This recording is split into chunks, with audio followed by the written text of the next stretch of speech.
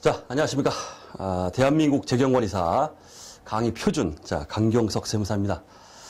자, 이번 시간부터 이제 재경관리사 우리 단권화 서브노트 강의를 자, 시작하도록 하겠습니다. 자, 먼저 제가 이 책을 일단 냈더니 이게 이제 책 자체가 굉장히 독특하게 돼 있죠. 한 페이지에 모든 논제들이 다 담겨 있습니다. 한 논제에 대해서 뭐 2페이지, 3페이지 넘어가지 않아요. 한 페이지에 딱딱 끊어서 요약되어 있습니다. 특이하죠? 자, 어쨌든 뭐 제가 회계사, 세무사, 세법회계학, 그 다음에 우리 재경관리사, 뭐 전산 세무회계, 또 한국세무사회 기업회계, 뭐 세무회계 모든 책들이 다 그런데 전부 이런 스타일로 되어 있어요. 제 책이. 책만 딱 보면 아 이거 강세무사가 썼구나. 누구나 다 알고 이렇게 되어 있는데. 자, 어쨌든 재경관리사 이 서브노트, 뭐 제가 회계관리 1급 서브노트도 뭐 같이 모의고사랑 같이 편지해서 같이 냈습니다. 자, 제가 이 책을 냈더니 우리 출판업계에서 역시 강세무사다. 걸작이 나왔다. 이런 소리를 하더라고요. 자, 이 책을 통해서 제가 여러분들한테 100점 맞을 수 있을 정도로 완벽하게 그 내용을 빠짐없이 모두 담았습니다. 시험에 절대 나오지 않는 거, 쓰레기 같은 건 다 걸러버렸어요. 이 책만 보셔도 100점 맞을 수 있어요. 그렇게 제가 편집을 했기 때문에 자, 요거만 딱 그냥 숙지하고 따라오셔도 큰 문제가 없다. 자, 이렇게 말씀드리고 그 다음에 물론 이 책으로 지금 전국 학원이나 현장 강의 이런 데서도 이 책으로 강의가 이루어지고는 있어요. 근데 어떻겠습니까? 아무래도 저자 직강이 그래도 여러분들한테는 좀 유리하지 않을까 저는 생각이 듭니다. 자, 그 다음에 이 강의는 자, 한 페이지에 한 논제가 딱딱딱 되어 있기 때문에 저는 일단 한 페이지씩 강의 드릴 거예요. 한 강의에는 한 페이지씩 강의를 드릴 겁니다. 이러다 보니까 강의 수는 상당히 많아질 수 있습니다. 그래서 재무회계 같은 거는 90 정도가 넘어가기 때문에 90강 이상이 되겠죠. 하지만 그 실제 한 강의는 한 페이지에 하기 때문에 실제 그 한 강의의 강의 시간이 20분 이내라고 보시면 돼요. 짧으면 5분짜리도 있을 수 있고. 자, 그렇기 때문에 좀 부담스럽게 느끼실 필요가 없습니다. 강의 수가 많다고 해서 부담스럽게 느끼실 필요는 없어요. 예. 강의 시간으로, 총 시간으로 따지면은 아주 콤팩트하게 그리 긴 시간이 아니기 때문에 우리 그 정규 이론이죠. 표준교 하듯이 강의 그 시간이 많이 나오질 않습니다. 자, 그래서 그 부담은 실제 강의 수가 많다고 해서 큰 부담은 느끼실 필요는 없습니다. 제가 말씀드리고. 자, 이제 재무회계 기초 베이스에서 자, 먼저 나오고 있죠. 자, 그야말로 기초입니다. 자, 요거부터 간단하게 아주 가볍게 살펴보도록 하고, 이제 뒤에 어려운 것들이나 이제 쭉 나옵니다. 그런 것들은 이제 완전 폭발을 시켜버릴 거예요. 선생님이. 물론 우리 수업용으로. 그죠? 자, 미리 말씀드렸던 것처럼 우리 표준교재에 있는 그 참고사항이나 어떤 그 쓰레기들, 제가 뭐 쓰레기 이런 말 많이 하죠. 그런 것들은 다 제껴버렸어요. 머리에서 싹 지워도 상관없는 것들은 이 책에는 없어요. 수업용과 전혀 무관한 것들 깔끔하게 딱 제껴버렸습니다. 요것만 딱 하시면 돼요. 끝입니다. 자, 회계의 정의부터. 자, 회계의 정의. 자, 우리 회계의 정의할 때는 뭐 당연히 회계정보 이용자라는 게 나오죠. 자, 회계정보 이용자. 자, 이용자는 밑에 있습니다. 종업원. 회계정보 이용자 또는 이해관계자 이렇게 말하는데 왜 이런 인간들이 이렇게 하는가? 이 인간들은 왜 회사의 재무제표, 회계라는 거에 관심이 많느냐? 자, 이런 얘기죠. 자, 첫 번째 회계정보 이용자, 이해관계자 보시면 종업원 나오고 있습니다. 종업원은 자신의 급여 인상이나 어떤 이직 문제 이런 것 때문에 관심이 있게 되고, 그다음 주주 입장에서는 자기 주가 상승이나 어떤 배당금 이런 것들 그것 때문에 재무제표에 관심이 있겠고, 그다음 채권자는 뭐 자금을 대여할 것인가 의사결정, 그다음 이미 대여한 경우에는 내가 돌려받을 수 있을까, 그 기업의 상환 능력에 대한 평가를 우리 재무제표를 보면서 한다 이런 얘기죠. 그래서 관심이 있다. 그다음 경영자는 재무제표를 바라보면서 미래에 우리 기업의 성장을 갖다 예측하면서 내가 할 몫이 무엇인가, 그렇기 때문에 관심이 있다는 뜻이에요. 그 외에 뭐 정부와 유관기관, 고객, 일반 대중 등 다양하다 이렇게 보시면 되겠죠. 자, 이렇게 인간들, 회계정보 이용자라는 이해관계자들이 존재하는데 이들은 각자의 의사결정에 직면해요. 자, 그래서 이들이 합리적인 의사결정을 할 수 있도록 도와주기 위해서 자, 재무정보, 즉 회계정보죠. 재무 정보를 식별 측정해서 그들의 의사결정에 도움이 되도록 그들에게 전달하는 과정. 자, 이거를 우리가 뭐라고 한다? 회계라고 한다라는 정의죠. 자, 기초적으로 모든 책이 시작될 때는 이 얘기가 먼저 나오더라라는 얘기예요. 자, 그다음 회계 분류 보시면 자, 재무회계, 관리회계. 관리회계는 이제 원가 관리회계 이런 말도 씁니다. 그다음 세무회계 이렇게 나눠지죠. 자, 재무회계는 그야말로 외부의 이해관계자한테 우리 회사가 이렇게 장사했습니다라는 어떤 회계 정보를 제공한다. 그리고 반드시 우리 기업회계 기준에 의해서 지배를 받게 돼 있죠. 기업회계 기준에 의해서 딱 그 틀에 맞게 공시를 한다 이런 얘기예요. 그런 분야 재무회계. 자, 그다음 관리회계 또는 원가 관리회계 이렇게 말하는데 관리회계는 그야말로 내부 이해관계자가 이제 목적이에요. 내부에 이제 회장님이 계시는데 회장님이 어떤 뭐 새로운 사업에 진출을 하고 싶다. 그럼 쫄따구들한테 야 나가서 시장 수요 해가지고 우리가 새로운 신사업을 갖다가 추진해도 되는지 안 되는지에 대해서 보고서 올려 딱 합니다. 그럼 한글로 멋지게 작성해서 보고서 올리죠. 회장님 진출하십시오. 이득이 있을 것 같습니다. 자, 이렇게 내부 이해관계자에게 어떤 의사결정입니다. 의사결정 정보를 제공해주는 그런 분야, 이게 관리회계 이렇게 말하고. 자, 그러다 보니까 이제 우리가 얘기할 때 기업회계 기준에 적용을 받느냐? 그렇지 않다는 거죠. 왜? 회장님한테 올리는 보고서입니다. 보고서인데 무슨 회계 기준에 영향을 받습니까? 멋지게 한글로 작성해서 우리 회장님이 까막눈 아닌 이상 멋지게 딱 보여주면 되겠다는 얘기예요. 자, 그 다음에 세무회계는 그야말로 세법에 의해서 과세소득입니다. 과세소득이 얼마다. 세율 때리면은 너 세금이 얼마다. 이런 분야를 우리가 세무회계 이렇게 말합니다. 큰 문제 없죠? 자, 그 다음 재무회계와 관리회계를 비교하는 거. 자, 그나마 이번 시간에 MVP입니다.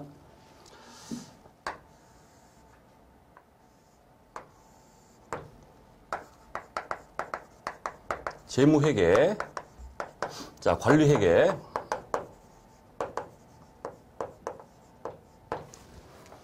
자, 재무회계하면 먼저 반드시 떠오를 거는 바로 외부 보고예요.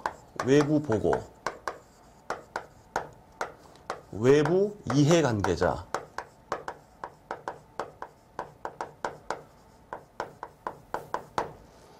그 다음 관리회계는 우리 사장님한테 내부 보고. 즉, 내부 이해관계자. 이렇게 되어 있습니다. 이해관계자. 자, 일단 이게 이제 키워드가 되겠고, 자, 회계 정보 이용자 측면에서 보면은 뭐 당연히 위에서 다 말씀드렸습니다. 그다음 보고 서류, 우리 기업 회계 기준에 의해서 지배를 받고, 이용 목적에 따라 뭐 다양하게 일정 기준이 없다 이런 뜻이에요. 그러다 보니까 회계 기준에 영향을 받다 보니까 재무 보고는 법적 강제력이 있다 이렇게 말합니다. 회계 기준에 영향을 받기 때문에 얘는 당연히 보고서기 때문에 법적 강제력은 없죠. 멋지게 그냥 엑셀이나 한글로 작성하면 끝이다 이런 얘기예요. 자, 그리고 보시면 되고, 그다음 정보의 성격 측면에서 보면은 이거는 과거지향적이다 이렇게 말합니다. 과거지향적. 이거는 미래지향적이다 이렇게 말해요. 자, 포함되는 정보의 성격을 보시면은 당연히 재무회계, 우리가 재무상태표 손익계산서를 만들었다 이 얘기는 과거에 일어난 일을 갖다 지금 추스리는 거죠. 얼마 벌었고 이런 것들입니다. 바라보는 시각 자체가 과거지향적이다는 얘기고, 그 다음에 이거는 말씀드렸듯이 외부에 새로운 사업을 진출할 것이냐 말 것이냐, 잘 될 것 같냐 안 될 것 같냐, 의사결정과 직면하기 때문에 당연히 미래지향적 정보를 담고 있을 수밖에 없다. 자, 이런 얘기죠. 자, 그 다음 가볍게 재무제표의 목적 보시면은 한마디로 유용한 정보를 제공하는 게 재무제표의 목적이에요. 자, 그럼 어떤 정보냐? 첫 번째, 중요하지 않습니다. 투자 및 신용 의사결정에 유용한 정보 제공. 그 다음 미래 현금 흐름 예측에 유용한 정보의 제공. 당연히 우리 야부리 문제 말장난할 때 과거 현금 흐름 예측에 유용한 정보 제공 이렇게 하면 맞습니까? 당연히 틀리죠. 미래 현금 흐름 예측에 유용한 정보의 제공. 그 다음 재무상태, 경영성과, 현금 흐름, 자본 변동에 관한 정보의 제공이다. 자, 이게 바로 우리 재무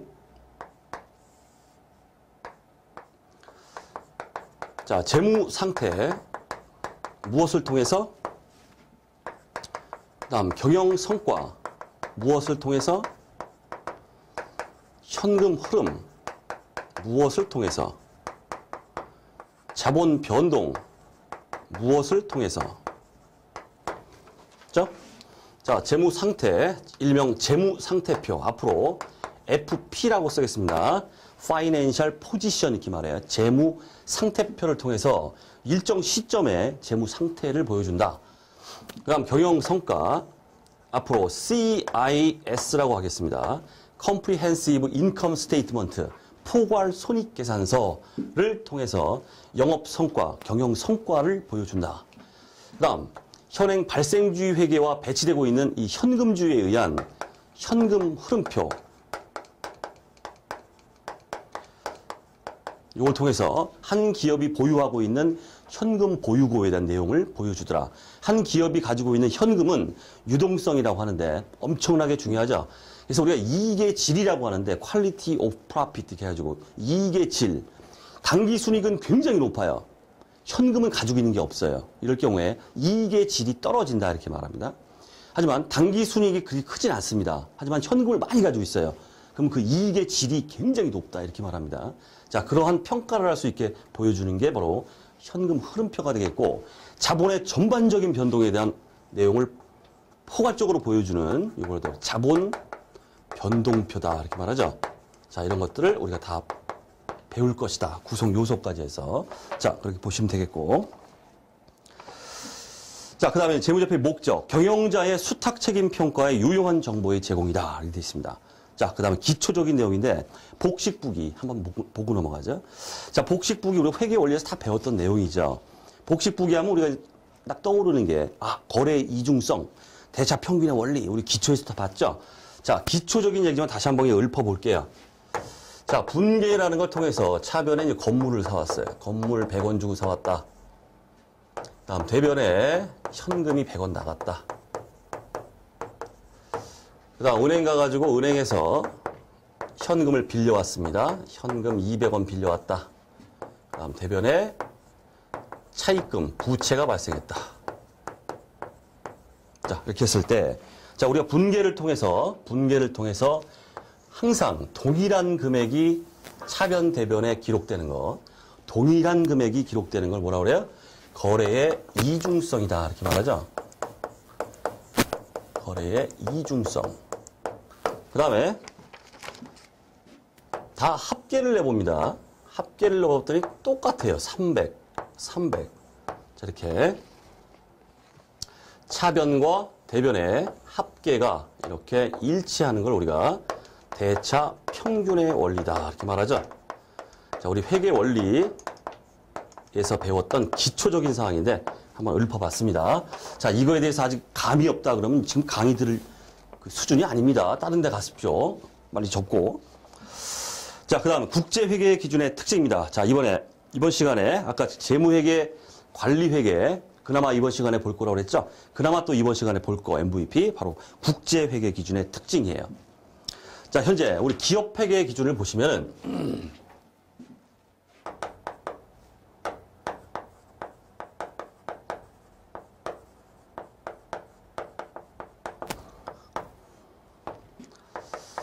자, 상장법인과 비상장법인한테 적용되는 회계 기준이 각각 분리돼 있죠. 상장법인에 대해서는 일명 한국채택 국제회계기준, KIFRS, Korean International Financial Reporting Standards 이렇게 말해요.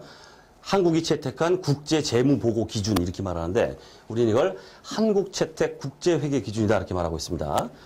그 다음 비상장 기업에 대해서는 일반기업 회계기준이 적용되고 있다. 일반기업 회계기준. 자, 그래서 어디 제가 외부에 강의 나가면 그런 얘기를 합니다. 아니, 이 조선 땅에, 이 조그만 조선 땅에 회계 기준이 이게 두 개로 양분될 필요가 있느냐. 말도 안 되는 상황입니다. 아니, 조그만 땅에 무슨 회계 기준을 두 개씩이나 갖고 있어요. 말도 안 되는 상황을 지금 만들어 놓고 있습니다. 자, 어쨌든 이거에 대해서 양분돼 있는데, 현재 이 국제회계 기준이죠. 국제회계 기준. 이 국제회계 기준을 현재 전 세계, 이제 글로벌적으로 150개국이 지금 채택을 하고 있어요. 자, 이러다 보니까 한국도, 야, 우리도 안 갈 수가 없다. 150개국에 들어가자. 해가지고 국제회계 기준을 도입하게 됐다. 이런 얘기고, 실무상으로도 그런 거 있죠. 삼성전자는 우리나라 증권시장에만 돼 있는 게 아니라 상장돼 있는 게 아니라 미국 나스닥이나 이런 데도 상장이 돼 있어요. 그럼 국제회계 기준으로 안 하게 되면은 한국에서 작성한 재무제표를 다시 국제회계 기준으로 다시 바꿔서 나스닥에 공시해야 되는 이중고를 겪죠. 그런 것들을 좀 없애주자 해서 상장법인에 대해서 이렇게 하고 있다 이런 얘기예요. 자, 참고로 우리나라에 현재 이 조선 땅의 법인 수가 얼마냐면은 법인이 불황일 때 호황일 때가 뭐 좀 다르지만은 통상적으로 한 35만 개의 법인이 있어요. 물론 상장, 비상장 다 합쳐서 35만 원이 아니죠. 5만 개 이렇게 있습니다. 이 중에서 이제 상장이 1,700개 뿐이 안 돼요. 그러니까 나머지는 다 뭐다? 비상장이에요. 나머지는 다. 1,700개는 상장이고, 그죠? 국제회계 기준을 도입하게 되면은 회계 비용이 상당히 많이 들기 때문에 그런 취지에서 비상장한테는 이렇게 별도로 회계 비용 덜 드는 이런 걸 좀 두고 있다. 그렇게 이제 가볍게 이쁘게 그냥 봐주죠. 자, 그 다음.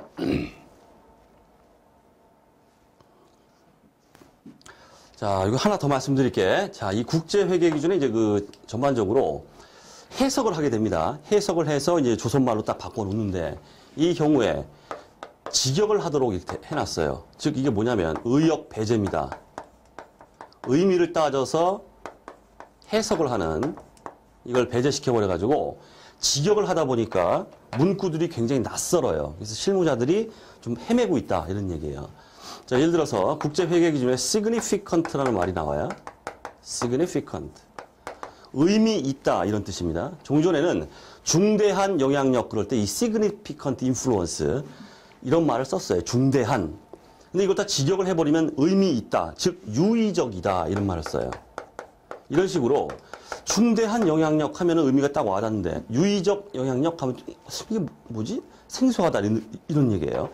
직역을 하니까 이렇게 나오는 뜻입니다. 조금 이제 생소한 느낌이 이제 실무자들이 가지고 있다 저런 얘기입니다. 자, 국제회계기준 특징 보시면 자, 하나하나 다 의미 있습니다. 타이틀만이라도 암기하세요. 타이틀. 첫 번째, 원칙 중심 이렇게 돼 있죠. 원칙 중심. 아, 자꾸 영어 쓰기가 좀 그러네. 이게 principle based standards라고 그래. principle, 원칙이죠.